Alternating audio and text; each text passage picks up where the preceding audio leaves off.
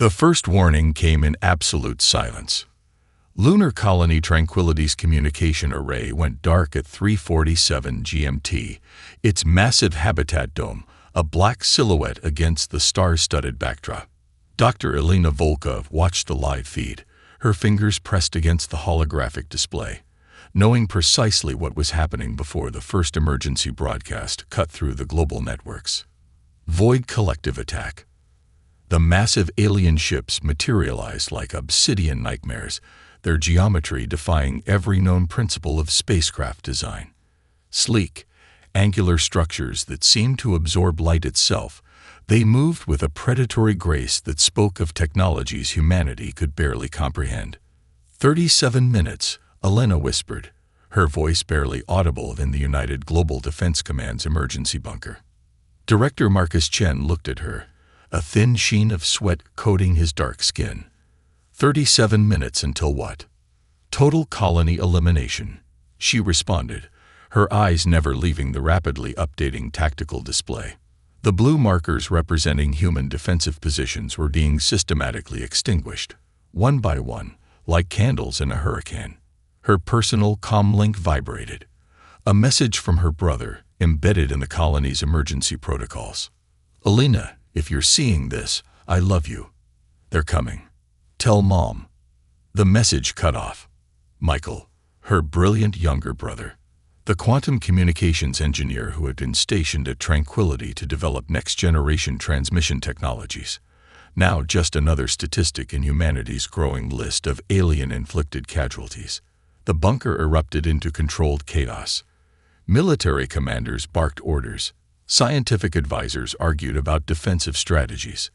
Political representatives from every continental alliance looked like cornered animals, their usual posturing replaced by raw, unfiltered terror. We have records, Elena announced, her voice cutting through the pandemonium. Detailed records from my previous classified encounter with the Void Collective. Every head turned. 3 years ago, during a covert mission on Mars, her entire research team had been massacred. She was the sole survivor, carrying fragments of knowledge that no one had believed, until now. Director Chen approached her, his massive frame casting a shadow. What do you know? Elena activated a holographic projection. Alien schematics, quantum computational models, and fragmented communication protocols materialized in the air. Each image told a story of technological horror. A species that didn't just conquer, but systematically eliminated potential competition. They're not here to colonize, she explained. They're here to erase us. Completely and utterly. A transmission crackled through the emergency channels. For the first time, the world would hear the Void Collective's actual communication. The language was mathematical, a complex series of quantum resonance patterns that most computers couldn't even process. But Elena could. Her fingers danced across the holographic interface, translating the alien communication in real time. The room went silent as the translation appeared. Species Sci-Fi Sci-Fi. Anan. Evolutionary threat. Re-C-O-M and N-D-D-H-C-Chuan. Totial Sci-Mic elimination. ESTIMATV time to completion. 18 Stand-ARD Solar CY Sales. 18 months. Humanity had 18 months to develop a defense or face extinction. We need a weapon, Director Chen said, his voice a mixture of determination and barely concealed fear. Elena's eyes hardened. The loss of her research team. The death of her brother. Years of being called crazy, of having her research dismissed. Everything had led to this moment. Not just a weapon, she responded, her voice cutting through the tension. We need a star destroyer. The room fell silent. Outside, the first waves of alien ships continued their methodical destruction of humanity's most advanced off-world colony. But inside this bunker, something else was being born. A desperate, impossible plan that would either save humanity or become its final, most spectacular failure. The countdown had begun. The first explosion ripped through the quantum research facility at 0 dark. 30, exactly 17 hours after the lunar colony massacre. Elena knew it wasn't an accident. She stood amid the smoking ruins of Lab 7, her cybernetic diagnostic implant scanning the damage. Quantum computing arrays worth billions lay in twisted metal, critical research reduced to molten circuitry. Someone didn't want the Star Destroyer project to succeed. Sabotage, muttered Dr. Hiroshi Nakamura, brushing debris from his lab coat. Once a competing researcher, now her closest ally, he moved with the precision of a man who'd seen too many scientific dreams destroyed. Not just sabotage, Elena corrected, her fingers tracing a microscopic circuit pattern. This was a targeted elimination of our quantum entanglement research. The encrypted message discovered in the wreckage confirmed her suspicions. Alien sympathizers, humans who believed cooperation with the Void Collective was humanity's only survival strategy, had struck again.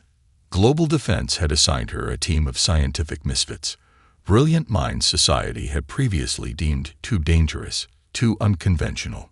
Dr. Marcus Rice, a former military engineer discharged for dangerously innovative weapon designs, Dr. Aisha Okonkwo, a quantum physicist who'd been blacklisted for suggesting that consciousness could be a computational variable, and Victor Volkov, her own cousin, a computational geneticist with a reputation for borderline illegal human enhancement research. "We're starting over," Elena announced, her voice cutting through the team's growing despair. The remaining equipment sparked to life as she interfaced directly with the lab's quantum network. Her neural implant, a remnant of her classified Mars mission, allowed her to process computational models at speeds that made supercomputers look archaic. A holographic representation of their ship design materialized. Not a traditional spacecraft, but a living system that blurred lines between biological organism and technological marvel. The Void Collective believes in rigid technological supremacy, Elena explained. "We'll build something they can't predict. A ship that learns, a ship that adapts." Victor stepped forward, his augmented eyes displaying a cascade of genetic sequencing. Neural adaptive hull material. Quantum-entangled computational cores that can predict enemy movement before the enemy knows its own strategy. Their first prototype looked nothing like a traditional spacecraft. Organic metallic structures that could reconfigure themselves. Quantum drives that didn't just move through space, but could potentially manipulate spacetime itself. The first test was scheduled for 72 hours from now. The facility's security systems suddenly blared. Multiple unauthorized access attempts. Someone was trying to hack their most secure systems. "We've got incoming," Hiroshi called out, his fingers dancing across multiple holographic interfaces. Elena's neural implant interfaced directly with the defense systems. She could see the attack, not just a digital intrusion, but a sophisticated quantum-level infiltration attempt. Whoever was attacking understood technologies most humans couldn't even conceptualize. "Trace the signal," she commanded. The attack's origin was shocking. Not from an external source, but from within their own global defense network.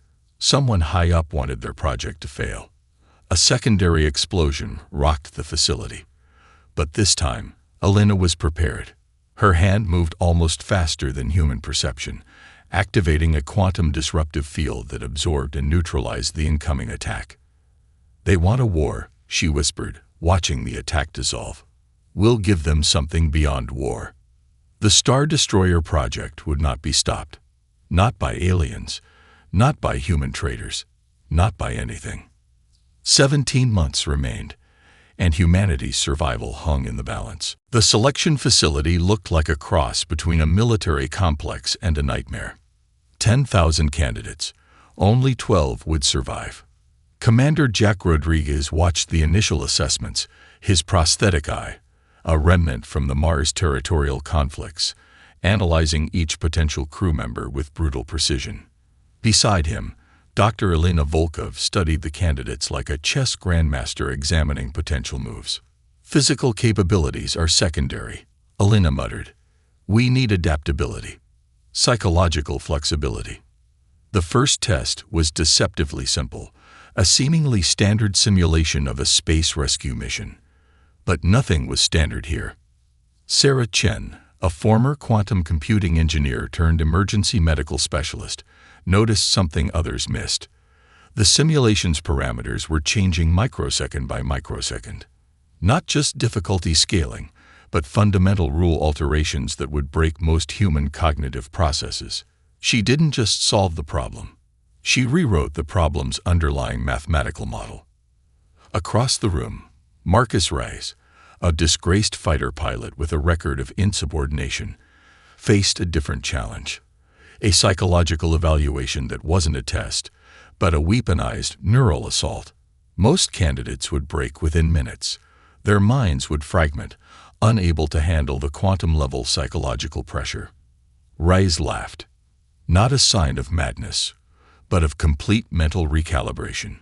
He was playing with the evaluation, finding gaps in its design, turning the test against itself. Interesting, Elena whispered. The genetic screening was brutal. Not just a medical examination, but a complete molecular deconstruction. Candidates were subjected to experimental quantum-level genetic modifications that would kill 99.9% of humans. Viktor Volkov, Elena's cousin, oversaw the process. His augmented eyes tracked cellular responses in real time, looking for something beyond standard human potential. Nikolai Volkov, no relation, but a former criminal with unprecedented pattern recognition skills, discovered something no one else saw. The genetic modifications weren't just about physical enhancement. They were creating a symbiotic relationship between human biology and advanced technological systems. By hour 72, only 100 candidates remained. The final test wasn't a test at all. It was controlled chaos. Candidates were placed in a massive, continuously changing environment that simulated multiple impossible scenarios simultaneously. Alien invasion, quantum space anomalies, complete communication blackout, extreme psychological manipulation. They weren't just tested, they were transformed. Sarah Chen created a communication protocol using quantum entanglement that shouldn't have been mathematically possible. Marcus Rice navigated impossible spatial disruptions like a native. Nikolai predicted computational patterns that made advanced AI look primitive. When the final selection was complete, the 12 selected weren't just a crew. They were a weapon. Elena looked at the final roster. Each member carried traces of genetic modification, cybernetic enhancement, and psychological conditioning that made them something more than human. "We're not just building a ship," she told Director Chen. "We're building humanity's evolutionary leap."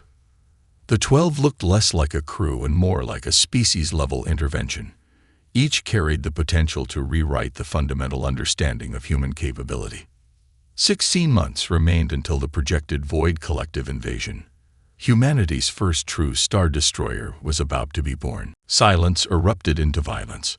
The Prometheus Rising materialized at the edge of the solar system's defensive perimeter, a ship that looked more like a living organism than a traditional spacecraft.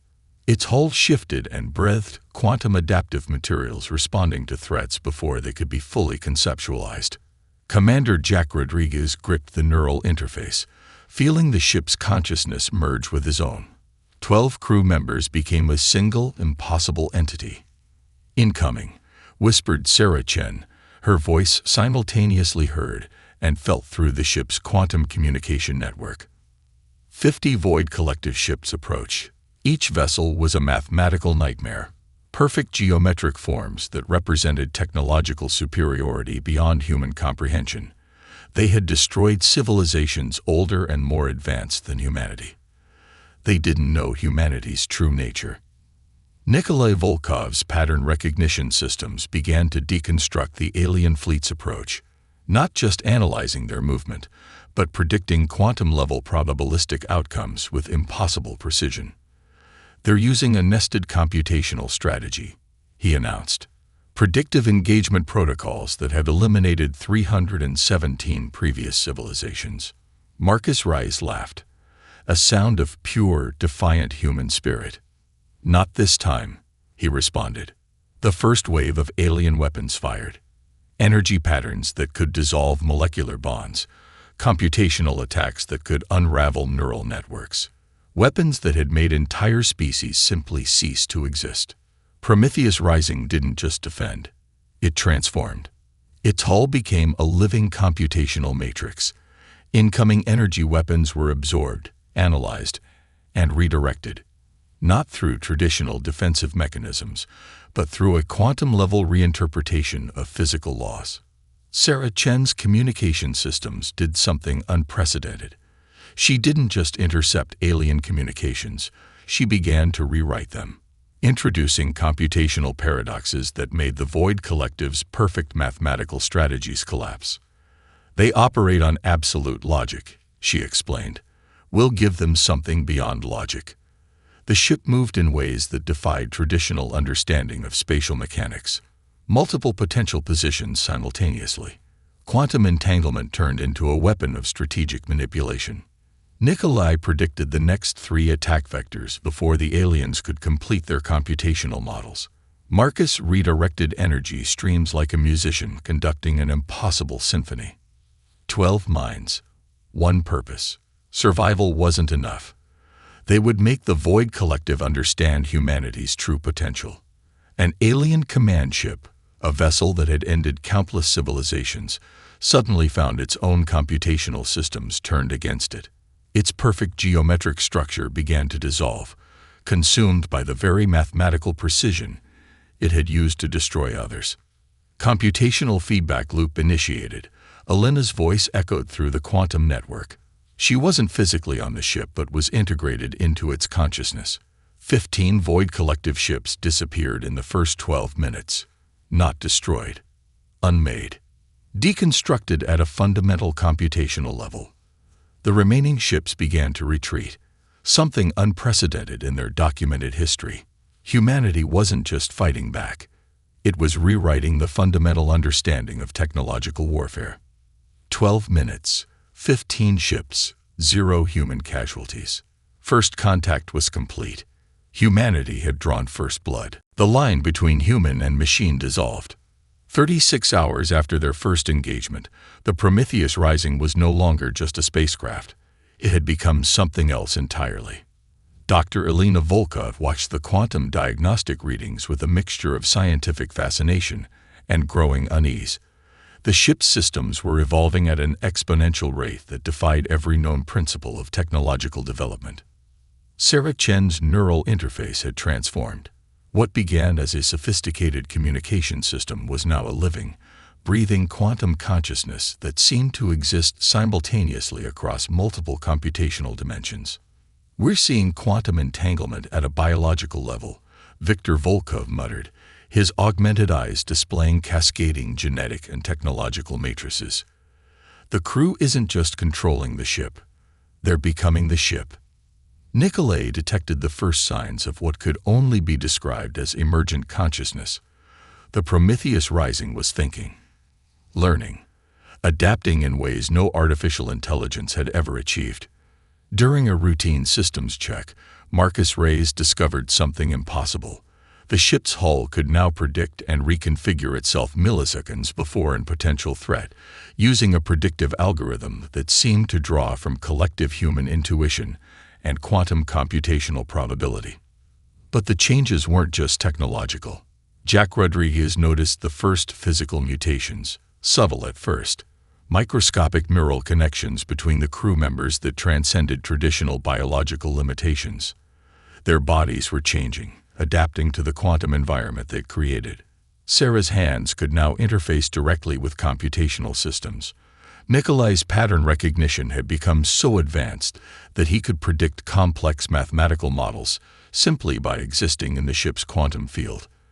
Marcus's spatial awareness extended beyond human perception. The global scientific community watched in horror and fascination. "This is beyond enhancement," Elena explained during an emergency briefing. "We're witnessing the next stage of human evolution." Government representatives argued. Military strategists panicked. The Prometheus Rising represented something that defied every existing classification of technology, biology, and consciousness. A quantum transmission arrived, not from the Void Collective, but from something else entirely. A mathematical pattern so complex it would have driven a normal human mind to complete breakdown. Sarah decoded it in seconds. The message was an invitation, or a challenge, from something beyond human comprehension. "We're not just a weapon anymore," Nikolai observed, his voice carrying a strange, multi-dimensional resonance. "We're becoming something else." The ship's quantum core began to pulse, not with energy, but with something that felt terrifyingly close to what humans might call consciousness, or life.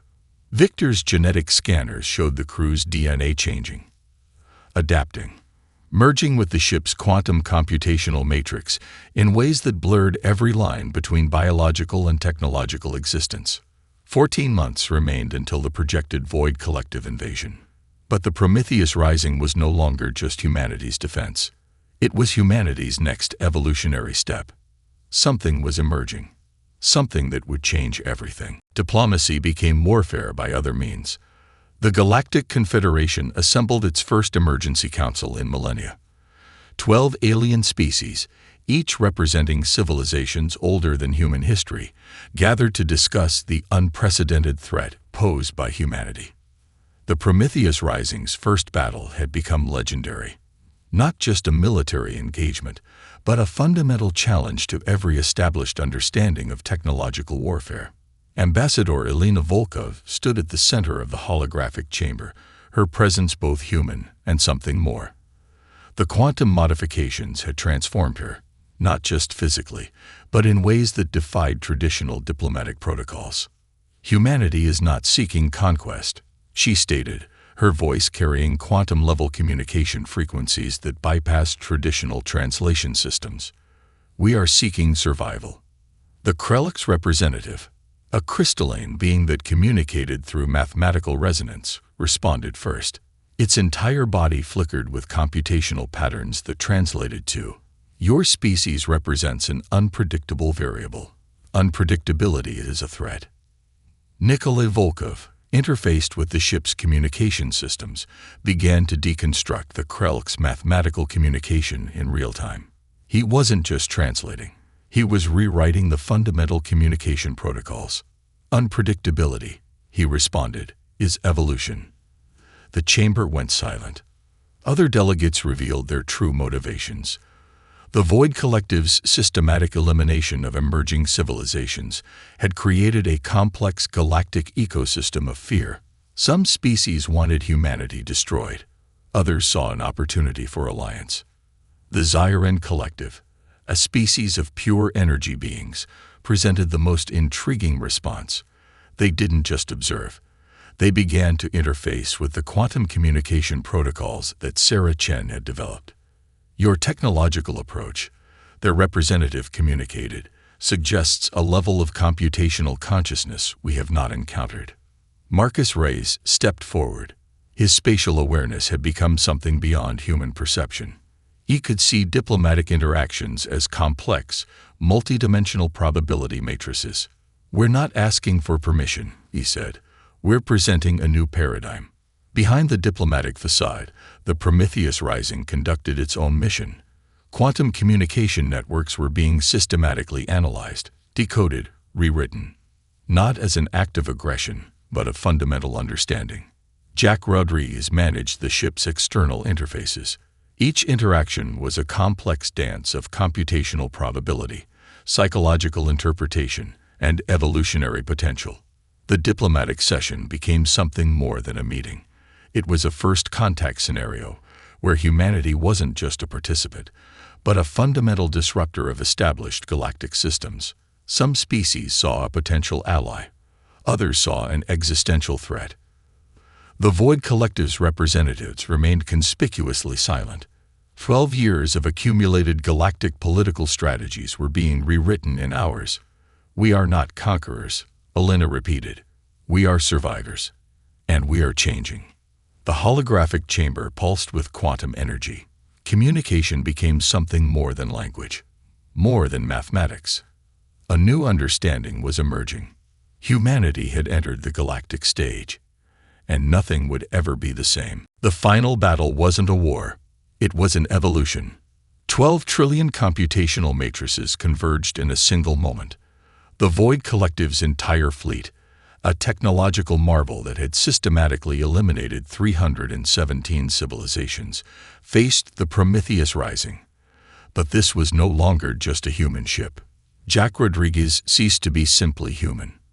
His consciousness expanded across quantum probability fields, seeing not just the battle, but every possible iteration of the conflict simultaneously. Each potential timeline branched and merged, a living, breathing computational ecosystem. Sarah Chen's communication systems had transcended traditional understanding. She wasn't just intercepting alien transmissions, she was rewriting the fundamental mathematical language of conflict itself. Strategic algorithms dissolved. Tactical predictions became meaningless. Nikolai Volkov's pattern recognition reached a level of complexity that bordered on prescience. He didn't predict the Void Collective's movements. He was the movement, his consciousness interfacing with the very fabric of space and time. Marcus Reyes manipulated spatial dimensions like a musician conducting an impossible symphony. Entire squadrons of alien ships found themselves existing in multiple contradictory states, present and absent, intact and destroyed. The Prometheus Rising was no longer a weapon of war. It was a living computational entity that challenged the very concept of existence. We are not here to destroy. Elena's consciousness resonated through the quantum network. We are here to transform. The Void Collective's perfect geometric warships began to dissolve, not through traditional weapon systems, but through a fundamental recalibration of their computational existence. Their technologies, which had systematically eliminated countless civilizations, became impossibly complex puzzles that consumed themselves. Viktor Volkov's genetic matrices spread through the conflict like a sentient algorithm. Each interaction was a conversation, a negotiation, an evolutionary challenge. Entire sections of space became living computational fields. Battle lines blurred. The distinction between weapon, warrior, and battlefield disappeared. The conflict lasted 12 minutes, but those 12 minutes contained millennia of potential evolutionary paths. Alien communication networks collapsed, not through destruction, but through a fundamental reimagining of their computational existence. The Void Collective's perfect, rigid mathematical systems encountered something they could not comprehend: true adaptability. We offer you evolution, Elena communicated, not as a threat, not as a weapon, but as a fundamental universal constant. Some Void Collective ships survived, but they were no longer the same. Transformed, challenged, invited to something beyond their previous existence. The quantum field surrounding the battle became a living documentation of the conflict, not a record of destruction, but a testament to possibility. 12 minutes that would reshape galactic understanding. Humanity had not just survived. It had redefined the very concept of survival. Silence became consciousness. The Prometheus Rising returned to a humanity that no longer recognized itself. 12 crew members had become something more than a military unit, more than a scientific achievement. They were a living testament to evolutionary potential. Earth's orbital platforms became a quantum resonance field. Cities transformed.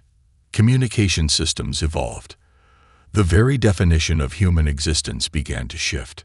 Elena Volkov stood at the center of this transformation, no longer fully human, no longer entirely a distinct entity. Her consciousness expanded across multiple dimensional interfaces, seeing potential futures like breathing. We are not conquerors, she communicated to the global consciousness. We are an invitation. The transformed crew discovered something beyond their initial mission. The conflict with the Void Collective was merely a catalyst, a testing ground for something far more significant. Quantum communication networks began to reveal deeper truths. The universe wasn't just a physical space. It was a living, computational ecosystem waiting to be understood. Sarah Chen's communication systems began interfacing with technologies beyond human comprehension. Entire planetary communication networks became living, breathing computational entities. Information flowed like consciousness, transcending traditional understanding of data and meaning. Nikolai Volkov's pattern recognition expanded. He could see the mathematical underpinnings of reality itself, not as a static system, but as a dynamic, evolving consciousness. Marcus Reyes discovered he could manipulate spatial dimensions with a thought. Entire research facilities could be reconfigured, computational problems solved before they were even fully conceived. Jack Rodriguez's consciousness became a bridge between human potential and something entirely new. He was simultaneously an individual and a collective, a weapon and a diplomat, a soldier and a philosopher. Global governments ceased to function in traditional ways. Political boundaries dissolved. Humanity became a collective consciousness, each individual a potential node in a living, breathing computational network. The first extrasolar colonies were not established through traditional colonization.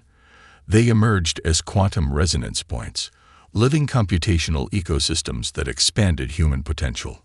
Viktor Volkov's genetic research revealed that humanity was not just adapting. It was fundamentally reimagining the concept of biological existence.